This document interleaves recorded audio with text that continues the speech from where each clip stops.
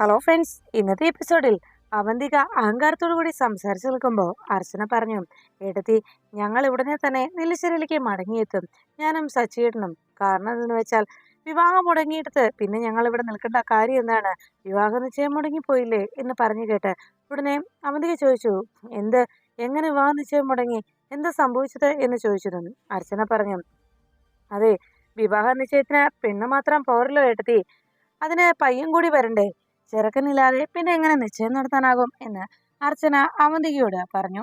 അവന്തിക അത് കേട്ടതും ആകെ ദേഷ്യത്തോടെ അങ്ങനെ നിൽക്കുമ്പോൾ അർച്ചന പറഞ്ഞു, എടുത്തി, ഒരു കാര്യം കൂടി ഞാൻ പറയാൻ ആഗ്രഹിക്കുന്നുണ്ട്. എടുത്തി പറഞ്ഞല്ലോ ഞാൻ വെറുതെ ബോധം കെട്ടു പോകുന്നു.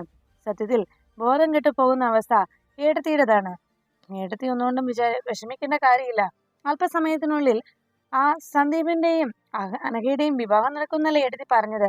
അതും ഒരു കാരണവശാലും നടക്കാൻ പോകുന്നില്ല. സംശയിക്കണ്ട, സന്ദീപിന് എന്റെ അരികിലുണ്ട്. സന്ദീപിനെ ഞാൻ കണ്ടെത്തി കഴിഞ്ഞു. പിന്നെ ഏടത്തി, ഇനി ഏടത്തി എന്താ ചെയ്യേണ്ടെന്നറിയാമോ? നേരെ നെല്ലിശ്ശേരിയിലേക്ക് വിട്ടോ. കയറ്റുമതി ചെയ്ത ഒരു സാധനത്തിനെ ഇറക്കുമതി ചെയ്തിട്ടുണ്ടല്ലോ, അതിന് എന്തെങ്കിലും ഒരു നുണക്കഥ കണ്ടെത്തി വേഗം നെല്ലിശ്ശേരിയിൽ ചെന്ന് അച്ഛനോട് കാര്യങ്ങൾ അവതരിപ്പിക്കാൻ തയ്യാറായിക്കൂ. ഇല്ല എങ്കിൽ പിന്നെ എന്താ സംഭവിക്കുന്നത്? ഞാൻ പറഞ്ഞു തരേണ്ട കാര്യമില്ലല്ലോ. എന്തായാലും ഏടത്തി കരുതുന്ന പോലെ ഈ അർച്ചനയെ ഏടത്തിക്ക് ഒരിക്കലും തോൽപ്പിക്കാനാവില്ല. അർച്ചനയ്ക്ക് ഒരു മുഴം മുമ്പേ എന്നല്ല, അർച്ചനയുടെ നീക്കത്തിന് ഒപ്പമെത്താൻ ഒരിക്കലും ഏടത്തിക്കാവില്ല എന്നുള്ള സത്യം ഏടത്തി മനസ്സിലാക്കിക്കോ. അതാണ് നല്ലത് എന്ന് അവന്തികയോട് അർച്ചന പറയുന്നു. അതെല്ലാം കേട്ടതോടെ അർച്ചനയുടെ വാക്കുകൾ കേട്ട് അവന്തിക ഒന്നും മിണ്ടാതെ നിൽക്കുമ്പോൾ അർച്ചന പറഞ്ഞു, ഏടത്തി പറഞ്ഞതുപോലെ, പ്ലാൻ ചെയ്തതുപോലെ ഇന്നലെ വരെ കാര്യങ്ങൾ കറക്റ്റായിട്ട് നടന്നു. പക്ഷേ ഇന്ന് ആ തീരുമാനങ്ങളും ഏടത്തിയുടെ നീക്കങ്ങളും ഒക്കെ ഈ അർച്ചന തന്നെ പൊളിച്ചെടുക്കി. ഇനി എന്തായാലും നിന്ന് സമയം കളയാതെ വേഗം നെല്ലിശ്ശേരിയിലേക്ക് വിട്ടു കേട്ടോ എന്ന് അർച്ചന അവന്തികയെ ഓർമ്മിപ്പിച്ചു. പിന്നെ ഇതുപോലെ മേലാൽ ഈ അർച്ചനയോട് ഏറ്റുമുട്ടാൻ അവന്തിക വരാതിരിക്കുന്നതായിരിക്കും നല്ലത്. അല്ല എങ്കിൽ ഇതുപോലെ വീണ്ടും നാണം കെട്ട് പോകേണ്ടി വരുമെന്ന് അർച്ചന അവന്തികയോട് പറയുമ്പോൾ മറുപടിയൊന്നും പറയാനാകാതെ നാണം കെട്ട് തല താഴ്ത്തി നിൽക്കുന്നു അവന്തിക. അവന്തികയുടെ പ്ലാനുകളെല്ലാം പൊളിച്ചടുക്കി അർച്ചന എന്നുള്ള ആ വാർത്ത അറിഞ്ഞതോടെ ആകെ വിഷമത്തിൽ നിൽക്കുകയാണ് അനഘ. അപ്പോഴേക്കും വൃന്ദാവനത്തിൽ അവിടെ വിവാഹത്തിന് വേണ്ടി വിവാഹ നിശ്ചയം ഉറപ്പിക്കാനായി സമയം തീരുമാനിക്കാനായി എത്തിയ പൂജാരി വേഗം എല്ലാവരോടും പിടങ്ങി അവിടെ നിന്ന് പോകുന്നു. എല്ലാവരും ആകെ നാണം കെട്ട് അജയന്റെ ആ ഒരു പ്രവൃത്തിയിൽ ആകെ വിഷമത്തോടെ അങ്ങനെ നിൽക്കുമ്പോൾ ഉടനെ അജയന്റെ അമ്മാവൻ പറഞ്ഞു, അല്ല, ഇതിനെന്തിനാ ഇത്ര ആശങ്കപ്പെടുന്നത്, നമുക്ക് നിശ്ചയം മറ്റൊരു ദിവസം നടത്താമല്ലോ എന്ന് പറഞ്ഞപ്പോ ഉടനെ അജയൻ ഇത്രയും നേരമായിട്ടും എത്തിയിട്ടില്ലല്ലോ, ഇനി എത്തിയാലും കാര്യങ്ങളൊന്നും സമയത്തിന് നടക്കില്ല, മുഹൂർത്തം കഴിഞ്ഞു പോയില്ലേ എന്ന് വേദമാഷ് അറിയിച്ചു. അപ്പോഴേക്കും അമ്മാവൻ പറഞ്ഞു, സാരയില്ല, നമുക്ക് മറ്റൊരു ദിവസം നിശ്ചയം നടത്താമല്ലോ എന്ന് പറഞ്ഞു. ഉടനെ തന്നെ അങ്ങനെ പറഞ്ഞത് കേട്ട് കമലെടുത്തി പറഞ്ഞു, അതിന് ഇനി മറ്റൊരു ദിവസം നടത്താൻ നമ്മൾ തീരുമാനിച്ചാലും ഇതുപോലെ തന്നെ അതിന് കാശ് ചെലവില്ലേ, അതിന് ഇനിയുള്ള പണം എങ്ങനെ കണ്ടെത്തുമെന്ന് കമലെടുത്തി ചോദിച്ചത് കേട്ട് അമ്മാവൻ പറഞ്ഞു, വലിയ കാശുകാരനായ കൊമ്പത്തെ കാശുകാരനായിട്ടുള്ള ഒരു മൂത്ത മരുമകൻ ഇവിടെ ഉണ്ടല്ലോ, എന്നിട്ടാണോ നിങ്ങൾ ഈ പണത്തിന്റെ പഞ്ഞം പറയുന്നത്? ഈ വിവാഹാലോചന വന്ന ദിവസം മുതൽ കേൾക്കുകയാണ് ഈ പണത്തിന്റെ പഞ്ഞം പറച്ചില്. ഇതുപോലുള്ളൊരു കുടുംബത്തേക്കാണോ എന്റെ ചെറുക്കനെ കൊണ്ടുവരാൻ പോകുന്നത്? അവൻ എങ്ങനെ ഈ കുടുംബത്ത് വന്ന് കയറും എന്നെല്ലാം അമ്മാവൻ പറഞ്ഞത് കേട്ട് അനുഭാഗ ദേഷ്യത്തോടെ അരികിലേക്ക് എത്തി. നിങ്ങൾ കുറെ നേരമായി ഞങ്ങളുടെ കുടുംബത്തെ അപമാനിക്കുന്നു. ഇവിടെ വന്നവരുടെ കാര്യമൊന്നും നിങ്ങൾ ശ്രദ്ധിക്കേണ്ടതില്ല. ഞങ്ങൾ വീട്ടുകാരുടെ അവസ്ഥ അറിഞ്ഞിട്ടല്ലേ നിങ്ങൾ വിവാഹത്തിന് സമ്മതിച്ചതാ എന്ന് അനൂപ ദേഷ്യത്തോടെ അന്വേഷിച്ചു. അപ്പോഴേക്കും അജയന്റെ അച്ഛനും അമ്മയും പറഞ്ഞു, അതെ, എന്റെ മോൻ ഇതുപോലെയൊന്നും ഇന്നേവരെ പ്രവർത്തിച്ചിട്ടില്ല. ഇനി അവന് ഇങ്ങോട്ട് എത്തിച്ചേരാനുള്ള അസൗകര്യം ഉണ്ടായിപ്പോയി. അതിനിപ്പോ നിങ്ങൾ ഇങ്ങനെ കിടന്ന് ചാടേണ്ട കാര്യമൊന്നുമില്ലല്ലോ എന്ന് അയാൾ ചോദിച്ചതും അനൂപ് പറഞ്ഞു, അതെ, ഞങ്ങൾക്കും അഭിമാനമൊക്കെ ഉള്ള കൂട്ടത്തിലാണ്.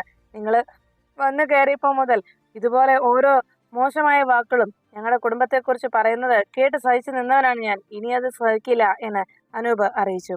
അപ്പോഴേക്കും ഉടനെ അജയന്റെ അച്ഛൻ പറഞ്ഞു, അതെ, വിവാഹ നിശ്ചയം സമയത്തിന് നടന്നില്ല എന്ന് വെച്ച് ആകാശം ഇടിഞ്ഞു വീഴില്ലല്ലോ, നമുക്ക് മറ്റൊരു ദിവസം നടത്താമല്ലോ എന്ന് പറഞ്ഞതും ഉടനെ അനൂപ് പറഞ്ഞു, ഇവിടെ നിശ്ചയം മുടങ്ങിയതേ എന്റെ പെങ്ങള് കാരണമല്ല, നിങ്ങളുടെ മകന്റെ പിടിപ്പ് കേടുകൊണ്ട് തന്നെയാണ്, അത് മറക്കണ്ട എന്നെല്ലാം പറഞ്ഞ് അനൂപ് അവരോട് തട്ടിക്കയറുമ്പോ ഉടനെ അജയന്റെ അമ്മ വന്ന് പറഞ്ഞു, അതെ, നിങ്ങളോട് പണമൊന്നും ഞങ്ങൾ ആവശ്യപ്പെട്ടില്ലല്ലോ, സ്ത്രീധനം ഒന്നും വേണ്ട എന്ന് പറഞ്ഞിട്ട് തന്നെയല്ലേ നിങ്ങളുടെ മകളെ കൊണ്ടുപോകാൻ ഞങ്ങൾ തയ്യാറായത്.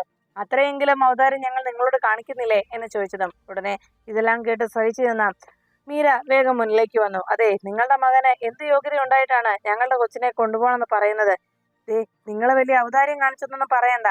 ഇനി നിങ്ങളുമായിട്ട് ഒരു ബന്ധത്തിനും ഞങ്ങൾ തയ്യാറല്ല എന്ന് പറയുമ്പോൾ ഉടനെ അമ്മാവ മുന്നിലേക്ക് വന്ന് പറഞ്ഞു, മീരെ, നീ ഞങ്ങളുടെ കുടുംബത്തിൽ നിന്ന് ഇങ്ങോട്ട് വന്നെന്നുള്ള കാര്യം മറന്നു പോകരുത് എന്ന് പറഞ്ഞതും മീര പറഞ്ഞു, അതൊക്കെ മനസ്സിലാക്കിക്കൊണ്ട് തന്നെയാണ് ഞാൻ ഈ സംസാരിക്കുന്നത്. ഇനി ഒറ്റയൊരെണ്ണം ഇവിടെ നിന്ന് പോകരുത്.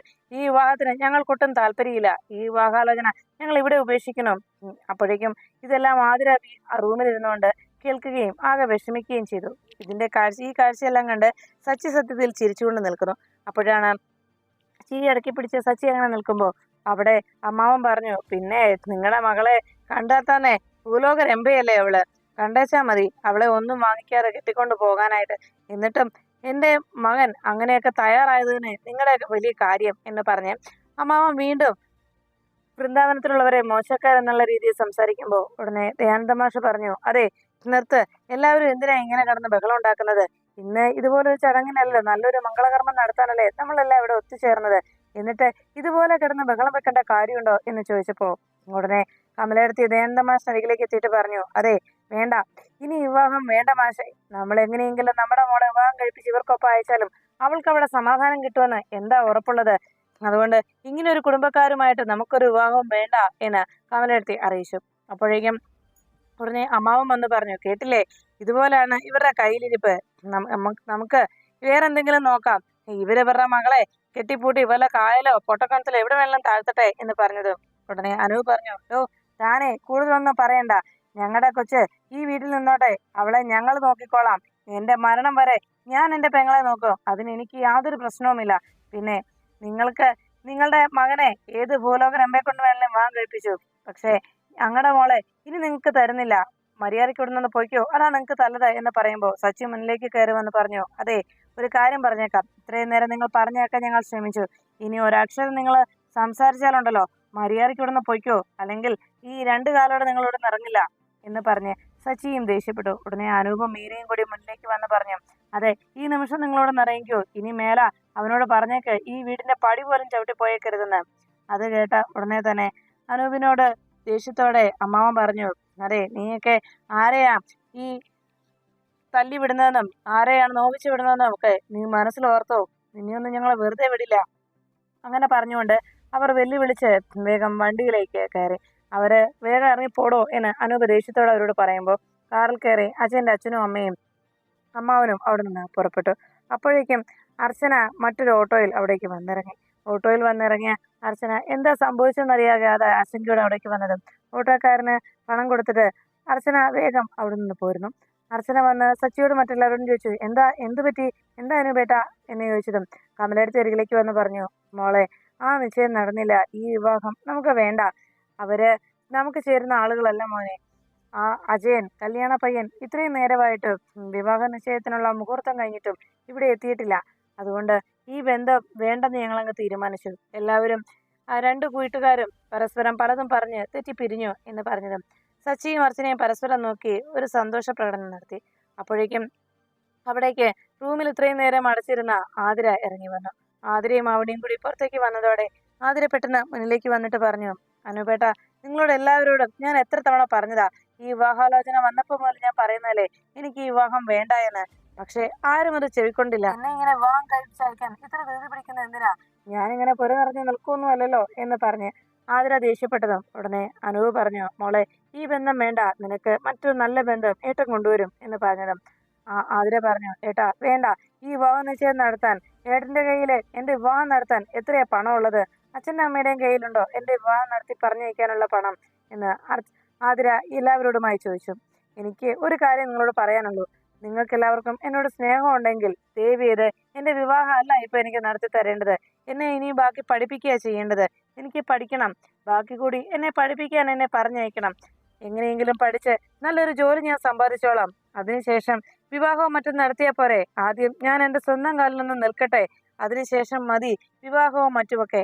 ഇത്ര ധൃതി പിടിച്ച് എൻ്റെ വിവാഹം നടത്താൻ എന്നിട്ടും കടത്തിന്റെ മേൽ കടവുമായിട്ട് എന്റെ വീട്ടുകാർ ജീവിക്കുന്ന കാണാനാണോ നിങ്ങൾ എല്ലാവരും എന്നെ പറഞ്ഞയക്കാൻ ധൃതി കൂട്ടുന്നത് എന്ന് ആതിര പറഞ്ഞു. ദേവിയത് ഇനിയും ഒരു വിവാഹാലോചനയുമായി എന്റെ അരികിലേക്ക് ആരും വരരുത് എന്ന് അർച്ചനയായി എല്ലാവരും കേട്ടു നിൽക്കെ ആതിര എല്ലാവരോടുമായി ആവശ്യപ്പെട്ടു. അപ്പോഴേക്കും സച്ചി മുന്നിലേക്ക് വന്നിട്ട് പറഞ്ഞു, അനൂപേട്ട, ആതിര പറഞ്ഞത് തന്നെയാണ് ശരി, അത് തന്നെയാണ് എന്റെ അഭിപ്രായവും.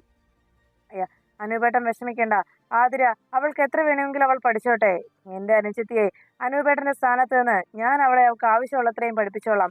അവൾക്ക് ഒരു നല്ല ജോലിയും ഞാൻ വാങ്ങിച്ചു കൊടുത്തോളാം എന്ന് അനൂപിന്റെ അരികിലേക്ക് എത്തി സച്ചി പറഞ്ഞു. അപ്പോഴേക്കും അർച്ചന അരികിലേക്ക് വന്ന് പറഞ്ഞു, അനൂപേട്ടന്റെ ബൈക്കും വിറ്റു അല്ലെ? ആ ബൈക്ക് വിൽക്കുന്നതിന് മുമ്പ് എന്നോടൊരു വാക്ക് പറയാമായിരുന്നു എന്ന് അർച്ചനയും അറിയിച്ചു.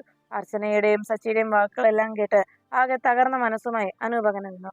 ഇനി ഉടനെ ഒരു വിവാഹത്തെക്കുറിച്ച് ആരും ആഗ്രഹിക്കേണ്ട എന്ന് അർച്ചന എല്ലാവരോടുമായി പറഞ്ഞു. അജയനെ പോലുള്ള ഒരാളുമായിട്ടുള്ള വിവാഹം നടത്തണ്ട എന്ന് ആദ്യം മുതൽ പറഞ്ഞതായിരുന്നില്ലേ? എന്തായാലും ഇനി ഉടനെ ഒന്നും ആതിരയ്ക്ക് ഒരു വിവാഹാലോചന നടത്തണ്ടേട്ടാ. അവൾ പഠിക്കട്ടെ, അവൾ പറഞ്ഞതുപോലെ അവൾ ഒരു നല്ലൊരു ജോലി സമ്പാദിക്കട്ടെ എന്ന് അർച്ചന അനൂപിനോട് ആവശ്യപ്പെട്ടതിന് ശേഷം അകത്തേക്ക് കയറി പോകുന്നു. അർച്ചന അവിടേക്ക് പോയി കഴിയുമ്പോൾ പിന്നാലെ സച്ചി അർച്ചനയ്ക്ക് അരികിലേക്ക് ചെല്ലുന്നു. അർച്ചന കിച്ചണിൽ വന്ന് ആകെ സങ്കടപ്പെട്ട് അങ്ങനെ നിൽക്കുന്നത് കണ്ട് സച്ചി അരികിലേക്ക് എത്തി പറഞ്ഞു, എന്തായാലും നമ്മൾ ആഗ്രഹിച്ചതുപോലെ വിവാഹ നിശ്ചയം നടന്നില്ലല്ലോ, എല്ലാം നമ്മൾ ആഗ്രഹിച്ച പോലെ തന്നെ നടന്നല്ലോ അല്ലെ എന്ന് പറഞ്ഞപ്പോഴും അർച്ചനയുടെ കണ്ണ് നിറഞ്ഞിരിക്കുന്ന സച്ചി കണ്ടു. താൻ എന്താ ഇവിടെ നിന്ന് കരയുകയായിരുന്നോ? എന്താടോ, എന്തു പറ്റി എന്ന് അർച്ചനയോട് സച്ചി അന്വേഷിച്ചു. ഉടനെ അർച്ചന പറഞ്ഞു, നടന്ന കാര്യങ്ങളൊക്കെ ഓർത്താണ് സച്ചിയേട്ടാ എന്ന് പറഞ്ഞതും, എന്താടോ, എന്തായാലും ആതിരയുടെയും അജയന്റെയും വിവാഹം നടക്കില്ലല്ലോ, ആ വിവാഹ നിശ്ചയം മുടങ്ങിയില്ലേ? ഇനി എത്രയും വേഗം സന്ദീപിനെ കണ്ടെത്തണം, അതാണ് എന്റെ അടുത്ത ലക്ഷ്യം എന്ന് അർച്ചനയോട് സച്ചി പറഞ്ഞതും അർച്ചന പറഞ്ഞു, സച്ചിയേട്ടാ, സന്ദീപിനെ കണ്ടെത്തി. സച്ചിയേട്ടൻ സന്ദീപിനെ കുറിച്ച് ആശങ്കപ്പെടണ്ട, സന്ദീപിനെ ഞാൻ കണ്ടെത്തി കഴിഞ്ഞു, ഇപ്പോ അവനൊരു പ്രശ്നവുമില്ല എന്ന് പറഞ്ഞു. സന്ദീപിനെ കണ്ടോ? കൂടെ അനഘയുമുണ്ടോ എന്ന് ചോദിച്ചതും അർച്ചന പറഞ്ഞു, സച്ചിയേട്ടാ, അങ്ങനെയല്ല എന്ന് പറഞ്ഞു അർച്ചന നടന്ന സംഭവങ്ങൾ പറയുന്നു. അജയന്റെ താവളത്തിലെത്തിയതും അവിടുന്ന് സന്ദീപിനെ രക്ഷിച്ചുകൊണ്ട് അർച്ചന വന്നതുമായിട്ടുള്ള കാര്യങ്ങൾ അറിയിച്ചു. ഉടനെ അർച്ചനയോട് സച്ചി ചോദിച്ചു, താൻ തനിച്ചാണോ താൻ ഇതെല്ലാം ചെയ്തത് എന്ന് പറഞ്ഞതും, അല്ല സച്ചിയേട്ടാ, കൃത്യസമയത്ത് അവിടേക്ക് അബ്ദുൽ ഖാദർ ഡോക്ടർ എത്തുകയും ചെയ്തു. അജയൻ, അവനെ ഞാൻ ഇപ്പൊ തന്നെ ശരിയാക്കും എന്ന് പറഞ്ഞ് എന്റെ അനുജനെ ഈ രീതിയിൽ പൂട്ടിയിട്ട് അവൻ ഇത്രയൊക്കെ ദ്രോഹിച്ചതിന് ഞാൻ അവനെ വെറുതെ വിടണോ? അവനെ എവിടെയാണെങ്കിലും അവനെ ഞാൻ കണ്ടെത്തി ഞാൻ ഇതിനുള്ള മറുപടി കൊടുത്തിരിക്കുമെന്ന് സച്ചി പറഞ്ഞു. അപ്പോഴേക്കും അർച്ചന സച്ചിയെ പിടിച്ചു നിർത്തി, സച്ചിയേട്ടൻ പോകാൻ വരട്ടെ, അവിടെ നിൽക്ക്, അവന് കൊടുക്കേണ്ടത് അവന് കിട്ടേണ്ടത് കിട്ടിക്കഴിഞ്ഞു സച്ചിയേട്ടൻ വിഷമിക്കാതെ എന്ന് പറഞ്ഞു.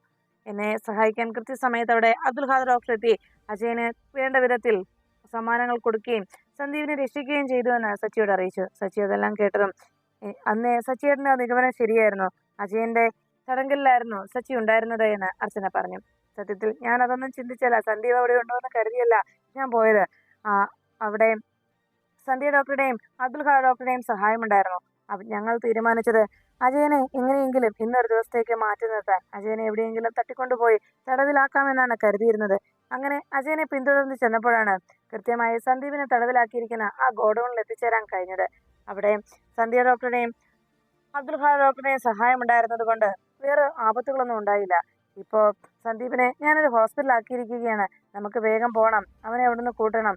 പിന്നെ എല്ലാം ഒരു നിമിത്തമാണ് സച്ചിയേട്ടാ, വിവാഹം മുടങ്ങിയത്, സന്ദീപിനെ കണ്ടെത്താൻ കഴിഞ്ഞത് എല്ലാം ഒരു നിമിത്തം. അതുപോലെ തന്നെ ആ നിമിത്തം തന്നെ അനഘയും തിരിച്ചെത്തിച്ചു, അനഘയും കണ്ടെത്താൻ കഴിഞ്ഞു. അനഘ ഫ്രണ്ട്സുമായിട്ട് ഏതോ ട്രിപ്പിന് പോയിരിക്കുകയായിരുന്നു, അനഘയും നെല്ലിശ്ശേരിയിൽ മടങ്ങിയെത്തിയിട്ടുണ്ട് എന്ന് പറഞ്ഞു. എല്ലാം കേട്ടതോടെ സച്ചി ആകെ ഞെട്ടലോടെ നിന്നു.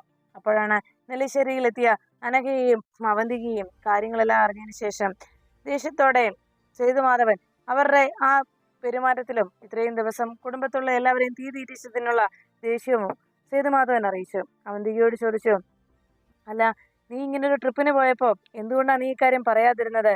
എന്ത് കാരണത്താലാണ് നീ ഇത് മറച്ചു വെച്ചത് എന്ന് ചോദിച്ചു. അപ്പോഴേക്കും അനഘ പറഞ്ഞു, ഞാൻ പോയ സമയത്ത് എന്റെ ഫോണിന് അവിടെയൊന്നും റേഞ്ച് കിട്ടിയിരുന്നില്ല, അതുകൊണ്ടാണ് വിളിക്കാൻ കഴിയാതെ പോയത് എന്ന് അവന്തിക പറഞ്ഞതനുസരിച്ച് അനഘ സേതുമാധവനോട് കളവ് പറയുന്നു. അപ്പോഴേക്കും സേതുമാധവനോട് അവന്തിക പറഞ്ഞു, എന്തായാലും ഇപ്പൊ പ്രശ്നങ്ങളെല്ലാം തീർന്നില്ലേ അച്ഛാ എന്ന് ചോദിച്ചതും, പ്രശ്നങ്ങൾ തീർന്നെന്നോ? ആരാ പറഞ്ഞത് പ്രശ്നങ്ങൾ അവസാനിച്ചു എന്ന്? സത്യത്തിൽ ഇപ്പോഴല്ലേ പ്രശ്നം കൂടുതലായിരിക്കുന്നത്. സന്ദീപിനെ കുറിച്ച് യാതൊരു വിവരവുമില്ല, സന്ദീപ് എവിടെയാണെന്ന് യാതൊരു വിവരവുമില്ലല്ലോ. അന്ന് എന്തിനാണ് അവന്തിക നീ എന്നോട് കളവ് പറഞ്ഞത്? സന്ദീപും അനഘയും ഒരുമിച്ചാണെന്നുള്ള കാര്യം നീ എന്തിനാ എന്നോട് കളവ് പറഞ്ഞത് എന്ന് അവന്തികയോട് സേതുമാധവൻ അന്വേഷിച്ചു. അപ്പോഴേക്കും അവന്തിക പറഞ്ഞു, അത് പിന്നെ വേറൊന്നും അല്ല അച്ഛാ, ഇരുവരെയും കാണാതായതിന്റെ ടെൻഷനിൽ അച്ഛൻ നിന്നപ്പോ അച്ഛന്റെ ആ മാനസികാവസ്ഥ മനസ്സിലാക്കിയത് കൊണ്ട് അച്ഛനെ ഒന്ന് സമാധാനപ്പെടുത്താനാണ് ഞാൻ അങ്ങനെ വിളിച്ചത് എന്ന്, അങ്ങനെ പറഞ്ഞത് എന്ന് അനഘ സേതുമാധവനോട് പറയുന്നു. അത് കേട്ടതും സേതുമാധവൻ വേഗം, ഇവിടുത്തെ പ്രശ്നങ്ങൾ എന്നിട്ട് തീർന്നോ? ഇതിനൊക്കെ നിന്നെ എന്താ ചെയ്യേണ്ടെന്നറിയാമോ എന്ന് ചോദിച്ച് കലിയോടെ സേതുമാധവൻ അവന്തികരികിലേക്ക് എത്തിയതും അവന്തിക സേതുമാധവൻ തന്നെ കർണത്തടിച്ചു എന്ന് മനസ്സിലാക്കി മുഖം തിരിക്കുന്ന സമയത്ത് പെട്ടെന്ന് വന്ന സേതുമാധവൻ കലിയോടെ അനഘയുടെ കർണത്തിനിട്ട് കൊടുക്കുന്നു. അവന്തിക ഞെട്ടിലോടെ തിരിച്ചു നോക്കുമ്പോൾ അനഘയുടെ കർണം പുകച്ചു നിൽക്കുന്ന സേതുമാധവനെ കണ്ടു. ആകെ ഞെട്ടിലോടെ രണ്ടുപേരും അങ്ങ് നിൽക്കുമ്പോൾ സേതുമാധവൻ പറഞ്ഞു, അതെ, ഇനി എനിക്ക് ഒരു കാര്യം പറയാനുള്ളൂ. രണ്ടുപേർക്കും ഒന്നെങ്കിൽ ഈ നിമിഷം ഈ നെല്ലിശ്ശേരിയുടെ പടി ഇറങ്ങാം രണ്ടുപേർക്കും, അതല്ല എങ്കിൽ ഇനി മേലാൽ ഇതുപോലെയുള്ള ഒരു പ്രവൃത്തിയും ആവർത്തിക്കുകയില്ല എന്ന് ഇതിനോടകം തീരുമാനിക്കണം. അതിന് അങ്ങനെ ഒരു തീരുമാനം എടുത്താൽ നിനക്ക് ഇവിടെ ജീവിക്കാം. ഇനിയും ഇങ്ങനെ എന്തെങ്കിലും നിങ്ങളുടെ ഭാഗത്തു നിന്നുണ്ടായാൽ പിന്നെ ഇതിൽ രണ്ടിലേതെങ്കിലും ഒന്ന് തീരുമാനിക്കാനുള്ള അവസരം പോലും നിങ്ങൾക്ക് കിട്ടില്ല. രണ്ടുപേരും ഈ നെല്ലിശ്ശേരിയുടെ നിന്ന് പുറത്തു തന്നെയാണ്, മനസ്സിലായല്ലോ എന്ന് സേതുമാധവൻ അവന്തികയെയും അനഘയെയും താക്കീത് ചെയ്യുന്നു. രണ്ടുപേരും ഭയപ്പെട്ട് അങ്ങനെ നിൽക്കുമ്പോൾ സേതുമാധവൻ പറഞ്ഞു, ഇപ്പോ കൂടുതൽ പ്രശ്നങ്ങളായില്ലേ? സന്ദീപിന് എന്ത് സംഭവിച്ചെന്നോ അവൻ എവിടെയാണെന്നോ യാതൊരു വിവരവുമില്ലല്ലോ എന്ന് പറഞ്ഞ് സേതുമാധവൻ സങ്കടപ്പെടുമ്പോൾ അവന്തികയും അനഘയും സേതുമാധവന്റെ ആ തീരുമാനം കേട്ട് ആകെ ആശങ്കയോടെ നോക്കി നിന്നു. മക്കളായാലും മരുമക്കളായാലും ഒരിക്കലും ഒരു സമാധാനവും എനിക്ക് തരുന്നില്ല. അതാണ് എന്റെ ജീവിതത്തിൽ ഇന്ന് വരെ സംഭവിച്ചുകൊണ്ടിരിക്കുന്നത് എന്ന് സേതുമാധവൻ രണ്ടുപേരോടുമായി പറഞ്ഞ് കലിയോടെ നോക്കുന്നത് കണ്ട് ഇനി എന്തൊക്കെ സംഭവിക്കുമെന്നറിയാതെ അവന്തികയും അനഘയും ഞെട്ടലോടെ നോക്കുന്നു.